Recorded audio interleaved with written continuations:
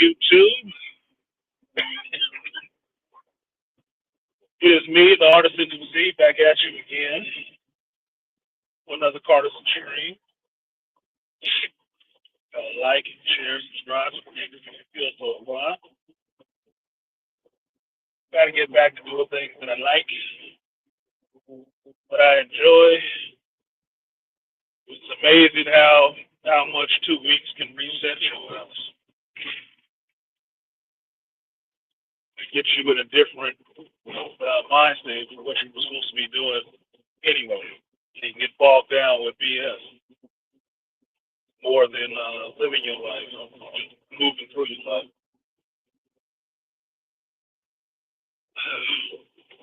You guys can hear me clearly. Give me a 1 in the chat just so I can test this microphone section. One of them is going to have to win out. One is going to have to be more consistent than the other. And that's what I look for. Good, Malika. Good morning to the Cinephilic brother. I know it's like 9:45 over there. Oh, you can hear me clearly, studio? This is what it will be. StreamYard default setting might be the one. I'll listen to it after I finish the stream and see what I hear. I thought the stream yesterday was good and clear, and then I went and listened to it, and it was breaking in and out. I didn't understand why that shit was happening. Aside from the fact that I'm on the road.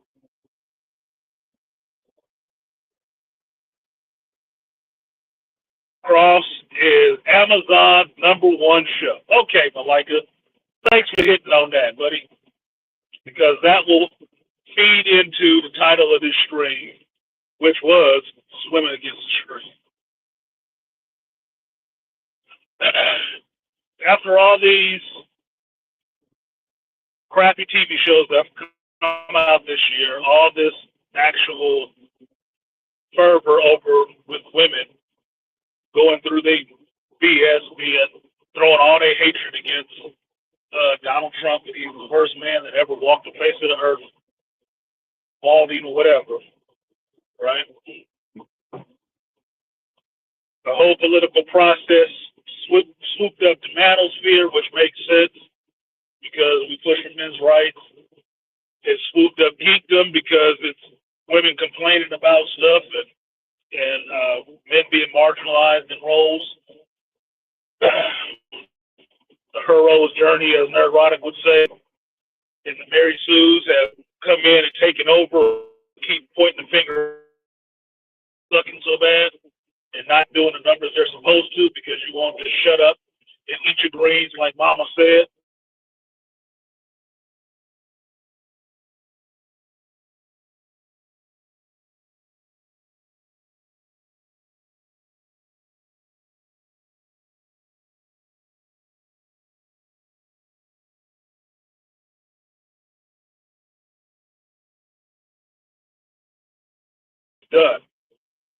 Done and gone. Right? We'll get to listen to them bitch about all the changes that's come down the pipe and how much tyranny and ownership of women's bodies and all the rest of that shit is gonna happen over the next 4 years when these chicks can still do OnlyFans, do whatever they want at these companies. Right? And then I'm gonna have to listen to the geek sphere to see how this shit pivots and what they latch onto next to talk and or complain about. Which brings me to a different point. While I was in Savannah, I went back and I was sick for a day, right? I was sick for 1 day. That whole 2-week period, I just did not go to work. I stayed in my hotel room, took medicine, drank tea, watched television.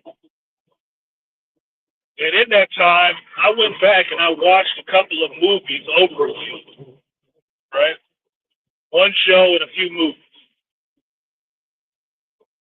The movies I watched were the Maze Runner series because I don't remember ever watching the last one of the Maze Runner series, The Death Cure. So I went back and just watched all of them, right? Not terrible movies.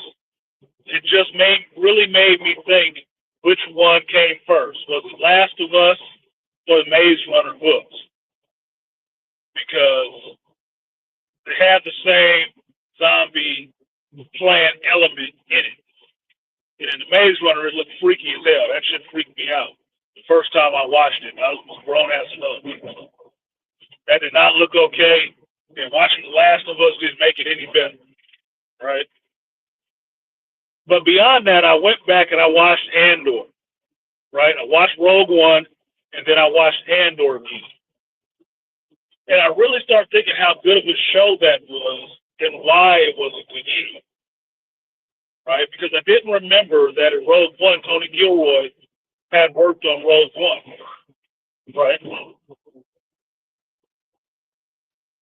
But then getting into Andor, you got Tony Gilroy writing and directing again, which is the character that he worked with in Rogue One. I said, okay, so that tracks. That makes sense.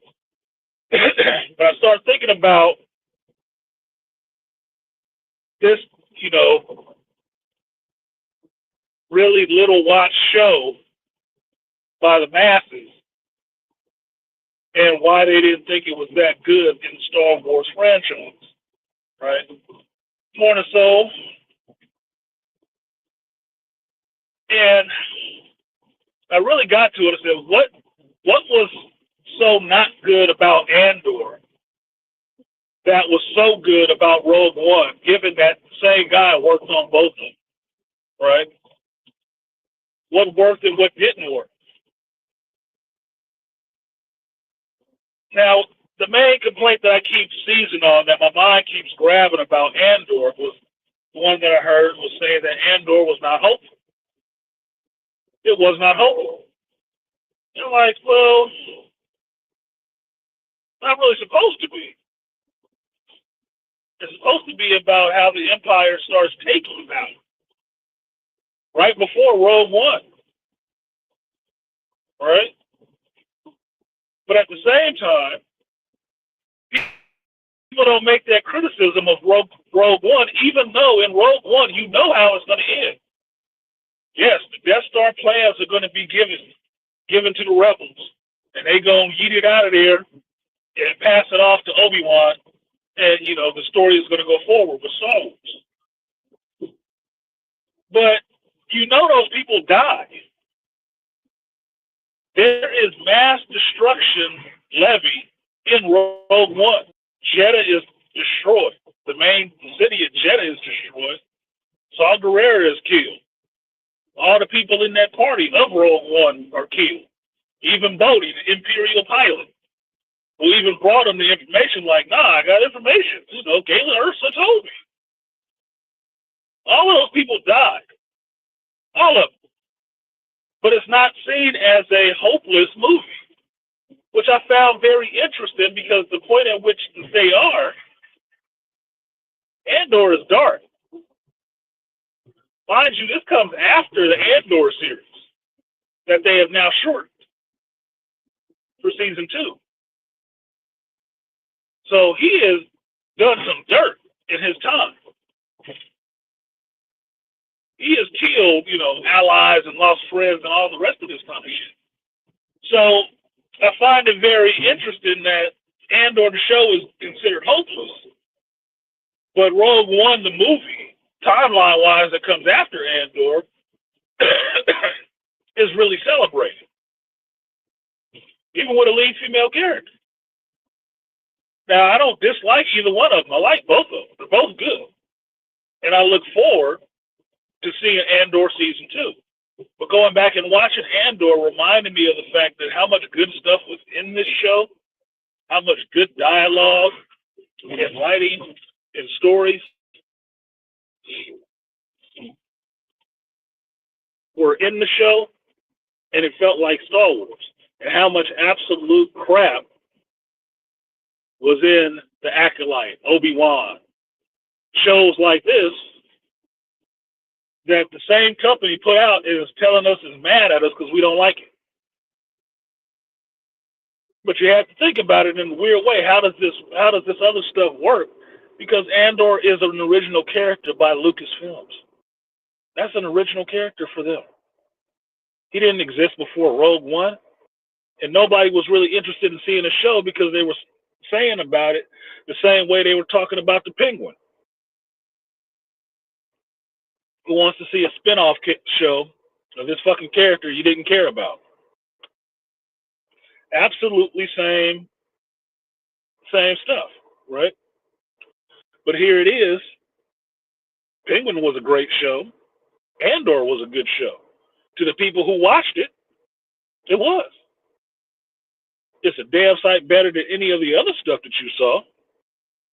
And I'm ranking Mandalorian Season 3, Book of Boba Fett, Obi-Wan Kenobi, The Acolyte, and probably the Skeleton Crew shit. Probably, I should say probably because it hasn't come out yet. Right? Now the rest of this stream goes in the same fashion as I'm not seeing anybody talking about, Cross. Cross is a very good show on Amazon. The place that has put out more, let's put it this way, they've put out more good shows than bad shows, okay? Just have to be fair. Now, they're not always done by the same people, but it's still coming from Prime, right? Excuse me. Because The Boys is good, but it's failing. It's failing. Thank God that this next season is going to be the last one because they Trump derangement shit is on my fucking nerves with that last season. That last season is bothering the hell out of me, man. They need to end it now before they, go down the sloosh way of just becoming shit and looking like a Jake Paul Tyson fight.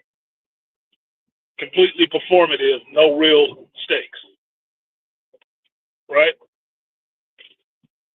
They put out Invincible, which is a good show. It's a very good show. Very, very shocking, very true to comic, right? Thank God there's some geeks in charge of that shit who actually love the comic book and actually read that shit. And not saying, oh, we don't have any source material, throw that out. No.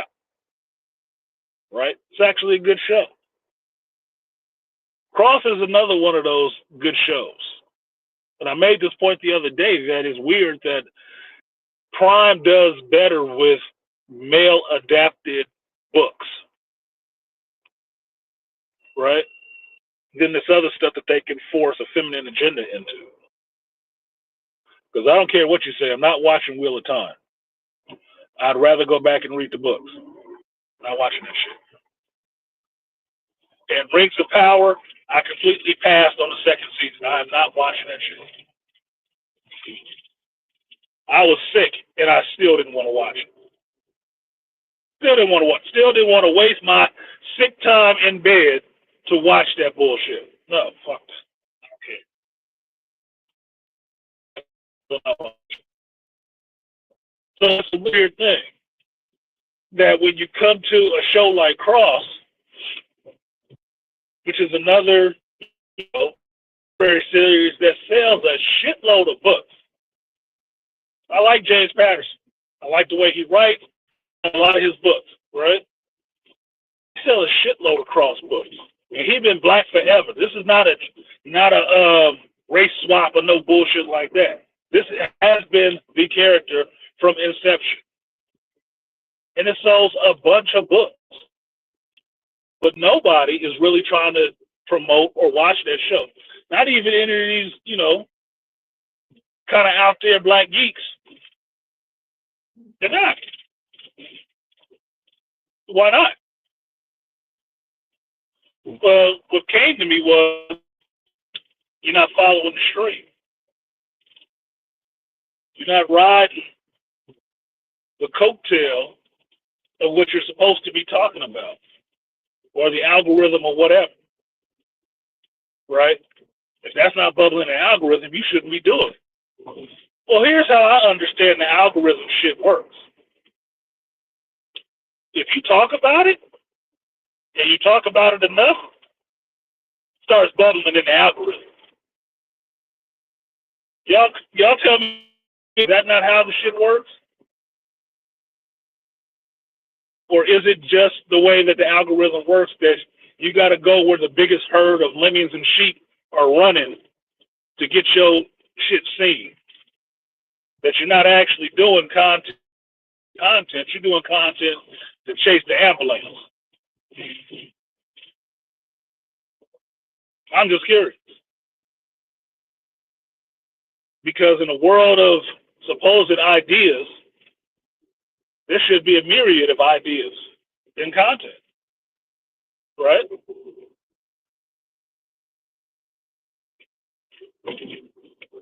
But it's not.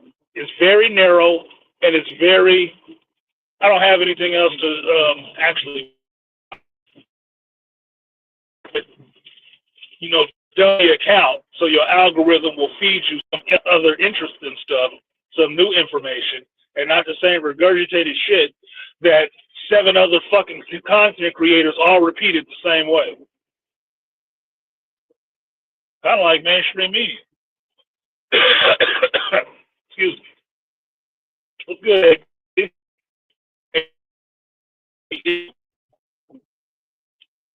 So I wonder about that. That why there is a plethora of black geeks and black channels that none of them are talking about, you know, the cross show. They ain't even saying they watch the shit. And I find it really funny. I'm getting all this hoopla and fanfare about Arcade Season 2 coming back, even though I've been told multiple times by several people that Arcade is a good show. It is. Okay, fine. It is a good show. From people's opinion I respect, they've said it's a good show. I trust them that it's probably a good show. I'm still not rushing to watch it. But I'm hearing more fanfare about this chick-led show, animated, than I'm hearing about a live-action show with an actor you already know and a character that's already been proven to actually sell to people. But I bet you dollars to donuts, the minute they talk about, they drop a trailer for Reacher Season 3, 4, the motherfuckers will be all over it. All over it. This shit is getting the same, Cross is getting the same attention that Rebel Ridge got. Same attention. Oh, yeah, it's not really that good. It ain't really so much, right? Nobody was talking about it. Nobody really saw it. But as soon as James Gunn jumped up and told you who your John Stewart Green Lantern was going to be, oh, goddamn. Them people jumped out the fucking woodwork. Oh, yeah. And I saw Rebel Ridge. It was good. And it was such and such. It was just so all right. Everybody knew everything now, right? Everybody knew everything now. So it makes me wonder is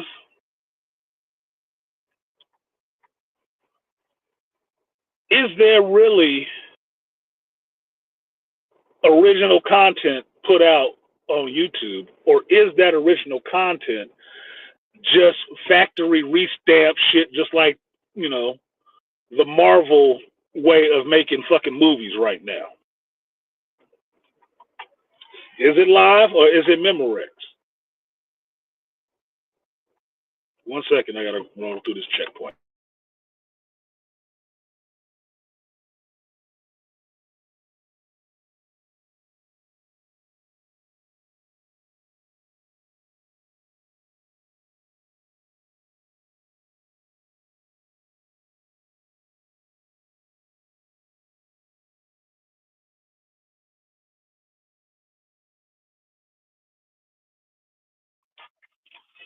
I'm sorry, but she cannot shoot a machine gun with those nails on. She cannot shoot a machine gun with those nails. Pretty girl. Pretty and everything, but that's you gonna chip some.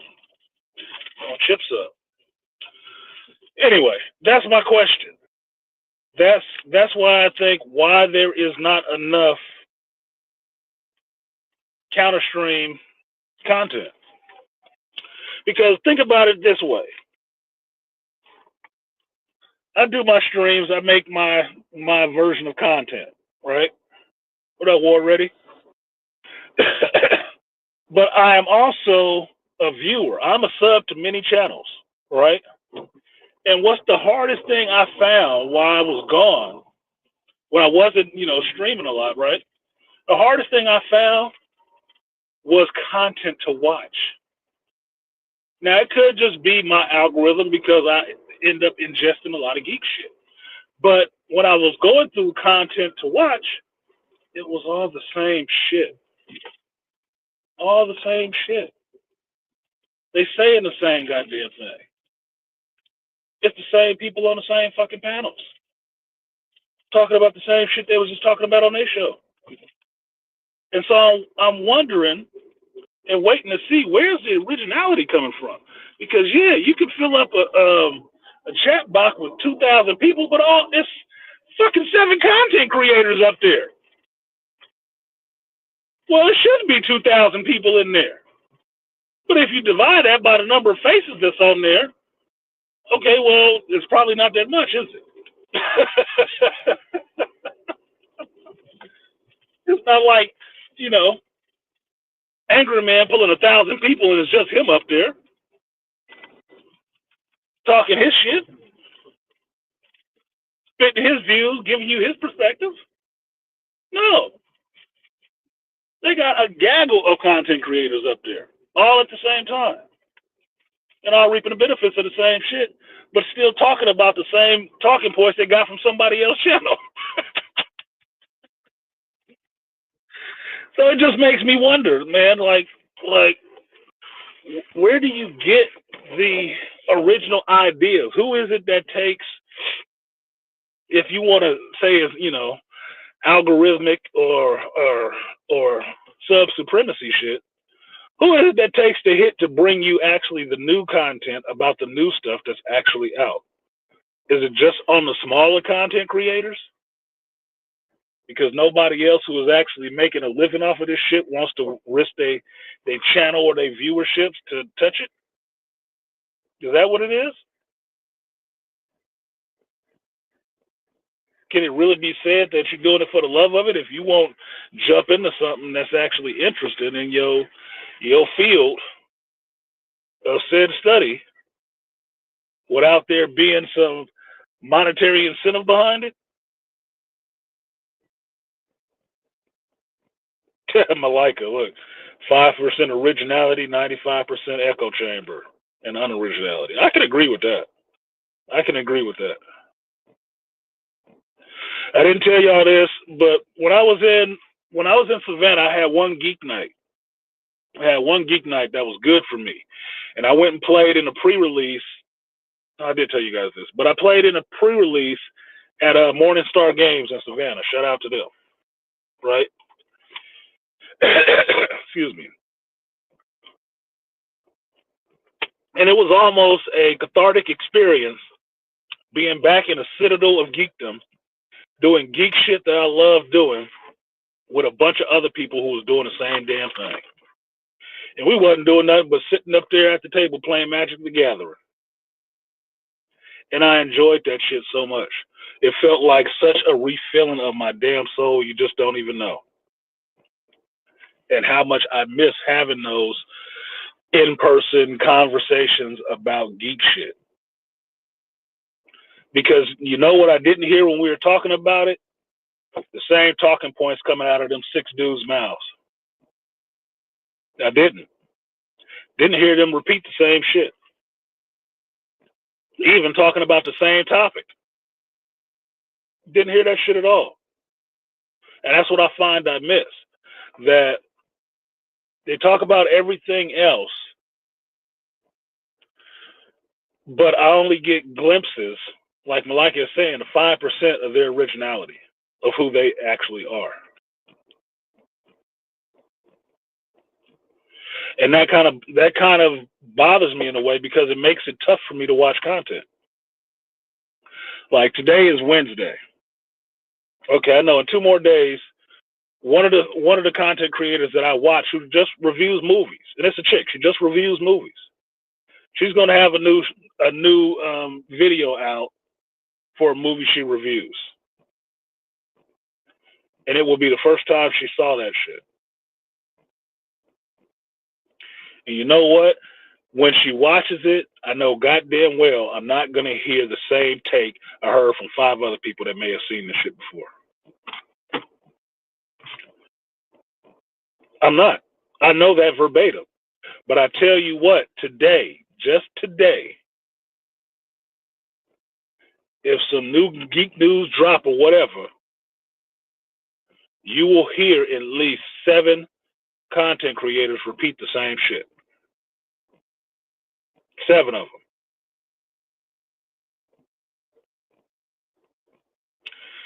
That's troubling to me. So for my part, it's Wednesday. It's new comic book day. It's new book day. I think I'm gonna swing by a comic shop and see if I can pick up something to read outside of the comics that I bought while I was in Savannah. I need to start reading. But I'm gonna get home and see about making sure I give my love to Cross and Rebel Ridge in my form, in my fashion. And I'll put it out there and I won't give a shit. Because what you will know about me from day one until infinity, my show is always done with just me. It's not promoted, it's not pushed like that. And my consistency for giving you something daily may be different, but I also work for a damn living and do this, which means in some senses it is more of a labor of love than it is a monetary incentive. Because even in my free time, this is what I'm doing. So just put that on your ear. I'm going to get out of here and go get me some breakfast because I'm here early for work today. I feel good being early and not running behind. I hate being late, and I'm not. I'm early, so I need to go get these pancakes and this omelet and get that shit woofed down. Thank you guys for coming through. And I don't know how this is going to work again. So there is a QR code at the top right of the screen. If you use your phone or something and scan that QR code, you will get a special gift from me.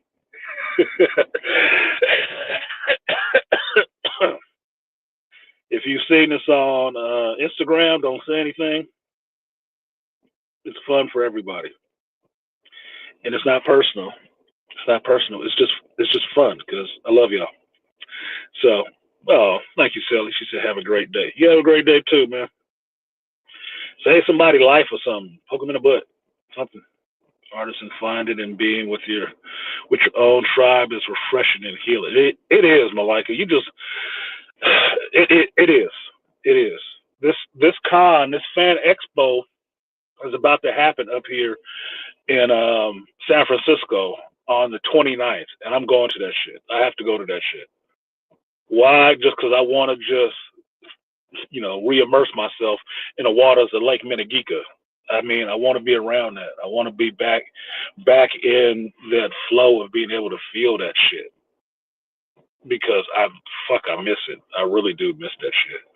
I'm telling you. I've always known what it has been for me, and I miss that shit.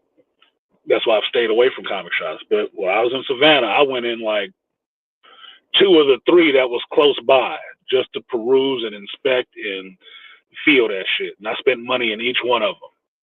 Because I know they're always small independent ventures, right? Somebody's love. They set up their shop, they put their love into it and put it out there for everybody else.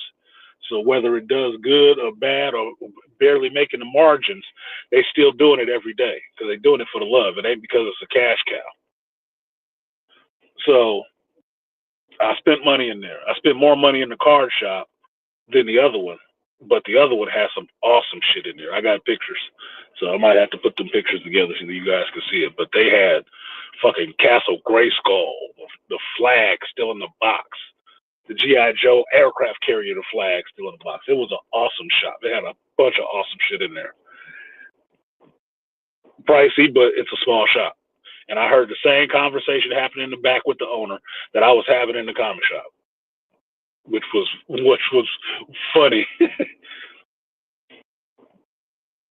Yeah, the waters of Lake Mini, like the power of Mini Giga. The purify myself in the waters of Lake Minnegeeka. Mini geeks. Hey, that's originality. I made that up. I just made that shit up. I said it before, but I made it up. So there you go. I poured my geek love and my love for Prince into one joke. There you go. There's originality for your ass. 95%.